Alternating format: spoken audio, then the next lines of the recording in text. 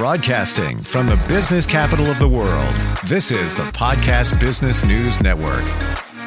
Welcome back, everybody. We all have stuff going on. We all go through challenges in life. Sometimes life is a little more challenging than the day before or the weeks before.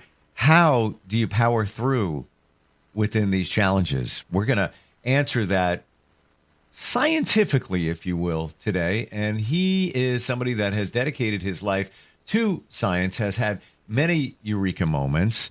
He's done lectures, he's taught, he's done many studies and deep writings on this topic and many others. Got a great memoir as well. And he is back with us. Grant Venerable joins us on the program. Hey, Grant, how are you doing today? I'm fine, remarkably, since I'm in the middle of moving with boxes all over the garage waiting to be picked up by a truck tomorrow. And that has me in a whole new reality I haven't been in for over a quarter of a century. But I probably moved about 10 or 12 times in my life and actually bought and sold almost as many homes. So I'm giving up this home of the last 26 years and headed for new adventures in Southern California, which is where I originate from many decades ago. So I got a surprise email from a friend who's also a chemist who's had a very successful career in industry. His name is Charles. And Charles sent me an article from the Apple News Channel about the Supreme Court decision of 1954, which is arguably the most important decision ever handed down by the Supreme Court that banned racial segregation in education, the nation's schools, and just about everything. And that started us on a lot of changes for the better, and some unintended changes. And we're still dealing with that. It's like the issue of the day. And it's become a hot political issue to win or lose elections over what that Supreme Court decision led to.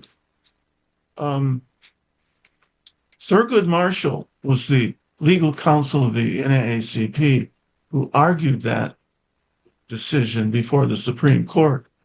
It was architected by Charles Hamilton Houston, who was the director. No, he was the dean of the Howard University Law School back in the 1940s. Well, that brought in family connections with my family as we were a very involved, very active family and on behalf of the nation's well-being and the well-being of all groups in the nation, including those who have gotten less resources than they should have, and those who have gotten maybe more resources than they should have. So now the hype that's coming across the media was what this article was about that Charles sent me, namely that there are skeptics about this decision. Well, that opens up a whole bunch of cans of worms because, as usual, it's really hype. It's really media hype. What is hype? Well, it has several origins. For me, it's mathematical. It's the word hyperbola, which is a curve on a graph that is a geometrical consideration. And it's how a plane crosses two cones, and you get this kind of nice symmetric image of two curves on the graphs that are like moving out from one another. They're moving in different directions from one another. Very artistically appealing. So that's a hyperbola. But we get the word hyperbole from that hyperbola. But another origin of hype is hypochondria, which comes from the Greek of exaggerating reality. But mostly that appears when people are complaining about their health, and we call it hypochondria. And we all have friends that are some are more talented than others on being hypochondriacs. Well, it could be said that the people of the United States, and probably the people of the whole globe, have been set up by both conscious intent and by just what's happened to technology. Technology has given more ways for people to express their views. So the news media is different than it was 70 years ago. So when we had Walter Cronkite, we had many fine, Hunter Brinkley, many fine commentators. They were far more objective. And then there was less push from their management. Although there was management, it was more open and demanding of an objectivity that we have to question now. And we have to question using the scientific method, which is a line of questioning that gets you closer and closer to reality and away from emotional expressionizing, if I could put it like that.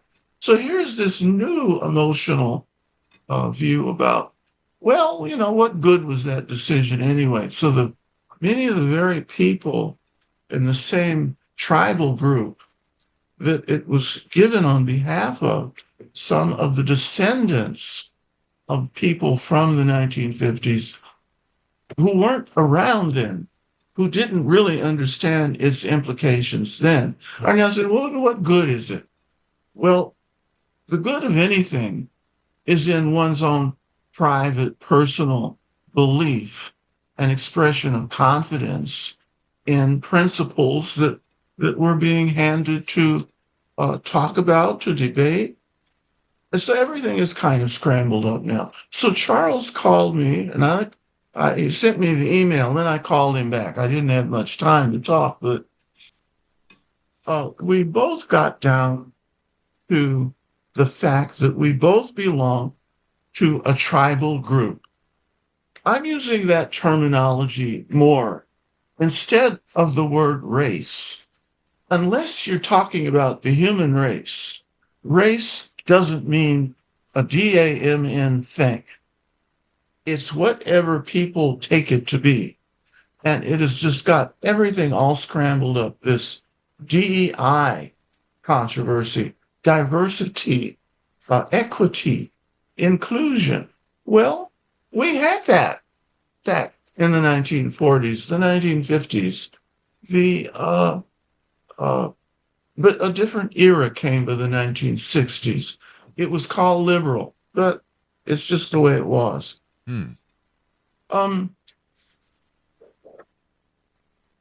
I think I want to get at what hype is about.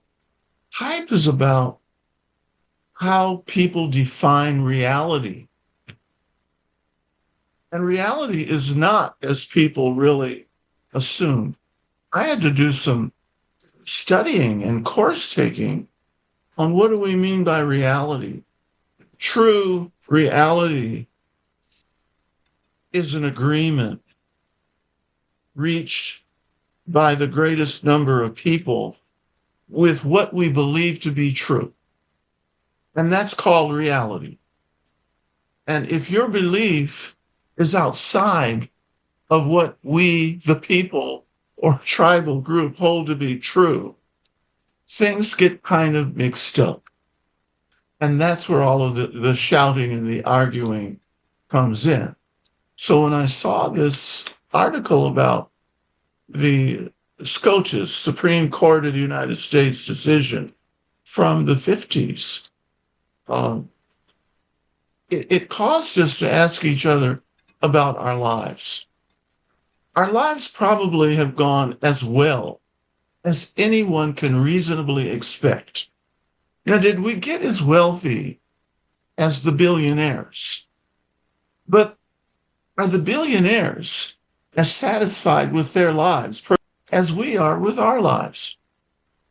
We lived imperfect lives as chemists, he in industry and I in the academic world, where chemistry gave me a knowledge of the world that people who don't study chemistry do not have. It's difficult for them to have. So it's more than just studying the properties of chemicals, chemicals in the environment, chemicals in the atmosphere and in the ocean. It's more than that. But our chemistry has taught us a discipline of thinking and reasoning. And that reasoning teaches us to deal with our individual and family realities in a way that others cannot do.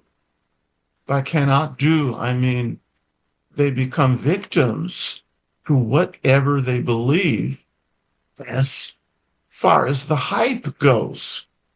So here's this new version of hype. There's a new version every week. So this week, the hype is, did that desegregation decision based upon race do any good?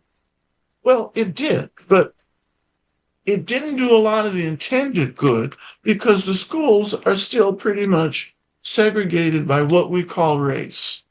But the thing is now that nobody really knows what race is. And that's the big joke when whoever the president is, and says you can't make decisions based on hiring or admitting to college based upon race. But nothing is ever defined about what race is. So when I, as your president or your governor, tell you, you cannot use race, the practical question that a scientist has to deal with, well, how do we define race? And how do you know the people that you're dealing with who are applying for something are of a particular race and that you're using that to make a decision? And I defy anyone in this planet to tell me what race is, unless they are speaking only of human beings that have an agreement as to what the properties of a human being are. That we can all reach an agreement about. And as I look at our images on the screen, we have certain common properties. We have heads sitting on our shoulders, our faces and our heads. We have arms, we have hands. We have skin. We have skin of different colorations. We have hair. We have hair of different kinds and types. But people cannot come to a decision that's consistent and logical about what race is. So when I talk to the TV and all these news items are coming around, well, you can't use race in choosing who comes to the university. I sit up there and I say to the TV, well, what the heck is race? Tell us what it is so we'll know if we're considering it or not. I defy anyone to tell me that it has a definition internally consistent over all time, and they can't do it. The courts can't do it. Why? The courts are not experts on what race is. Courts can wisely to avoid topics in which they have no professional, intellectual expertise. And now we're getting more and more edicts from the top, say the White House, that say, well, you have to do this, you have to eliminate that.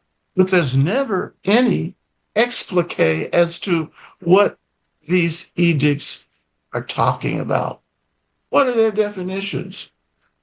And here, also on the other side, you also see the universities are caving in to this ridiculousness when they're told, well, you can't use DEI, or we're going to take away all of your federal funds that you get through federal grants.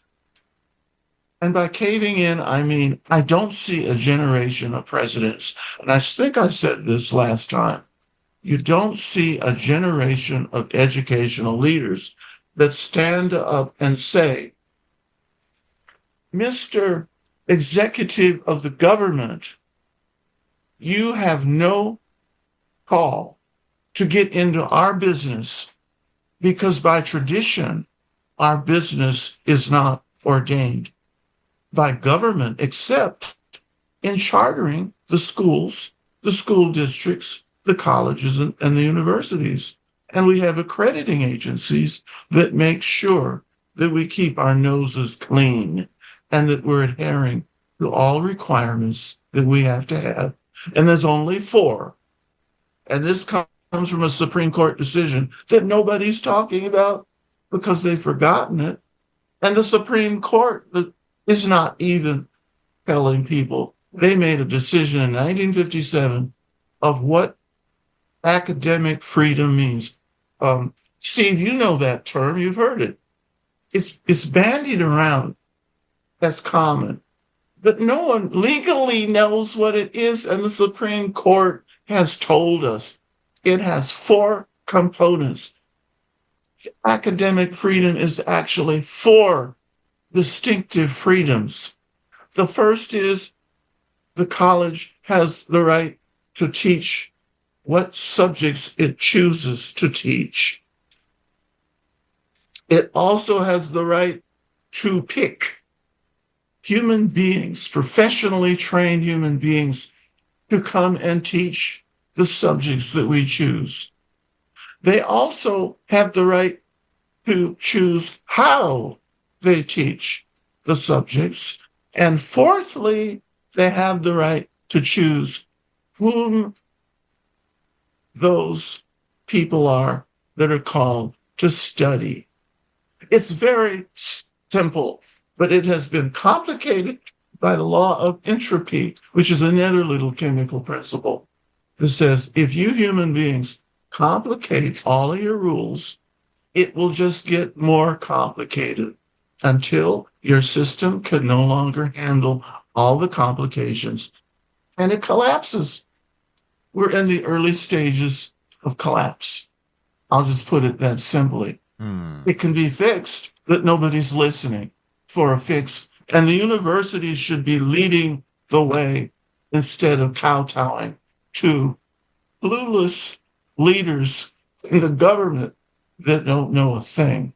Well, that's being extreme, but they act like they don't really understand the structure of wholeness, the structure of a universe, the structure of a society of human beings. So, what comes up for you, Stephen Harper?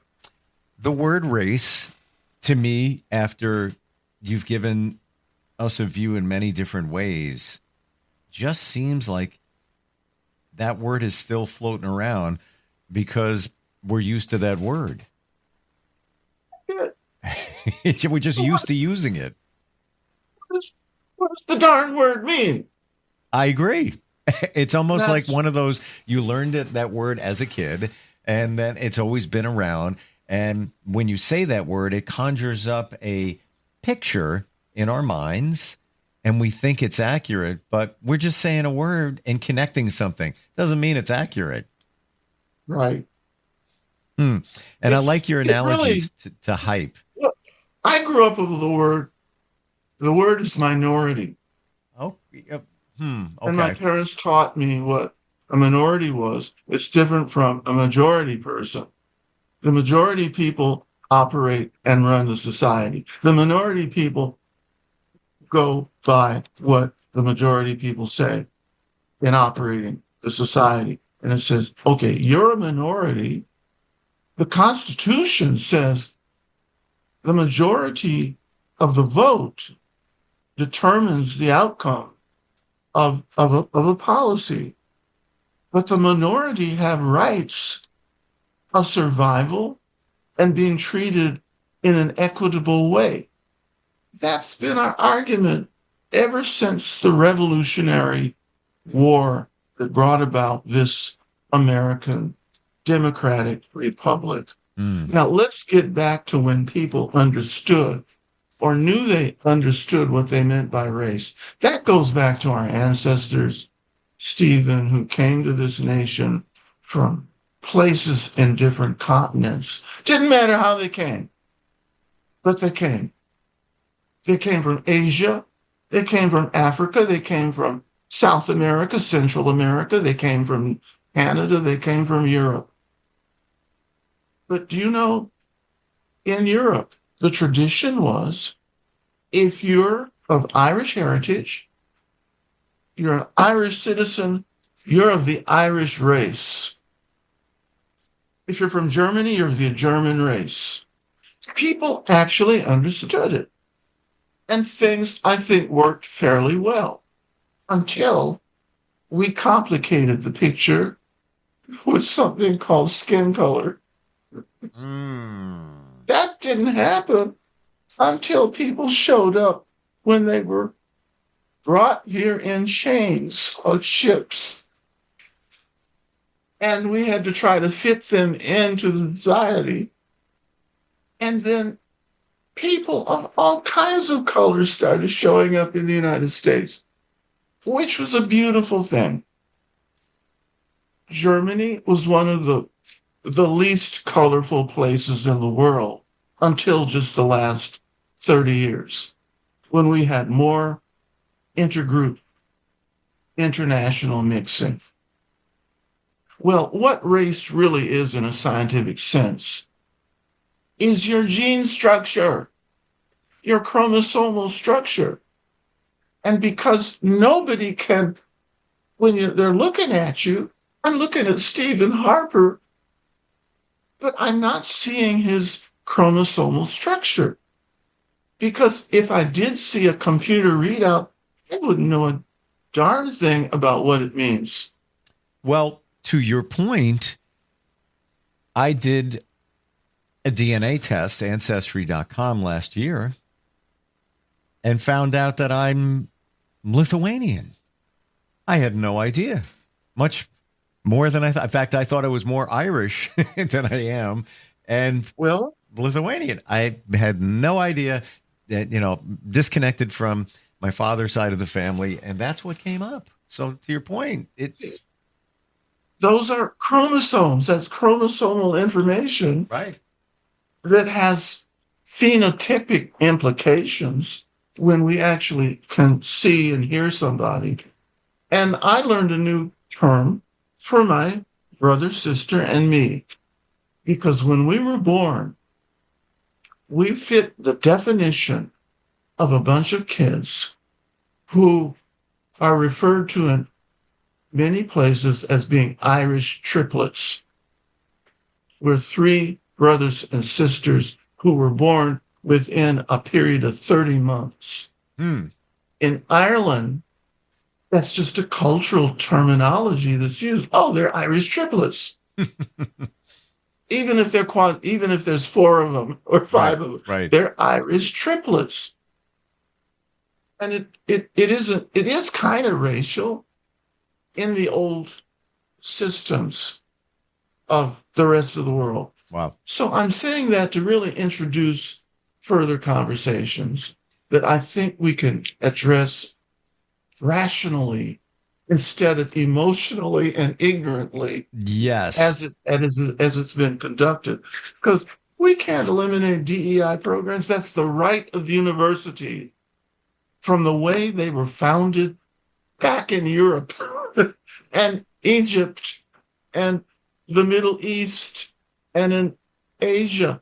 That's always been a concern, is to take the diversity of people in your nation, use the resources of a diverse group, which you wouldn't have from a homogeneous group, and you include them and you give them an equity in the society.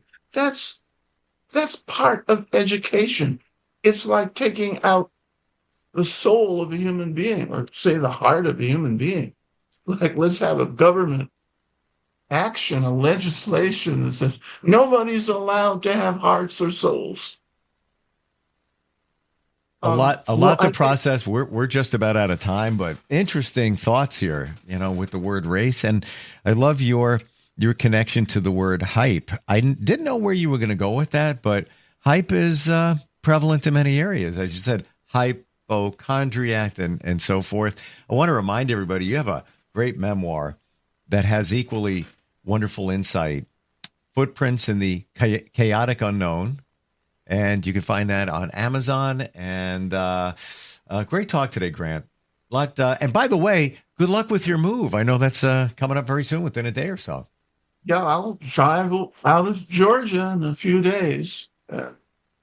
Not sure exactly when, but it's a complex process. So yeah.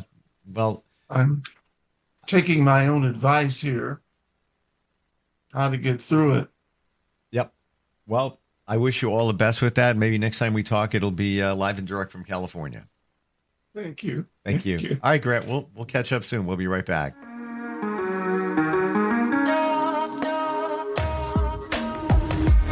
Broadcasting from the business capital of the world, this is the Podcast Business News Network.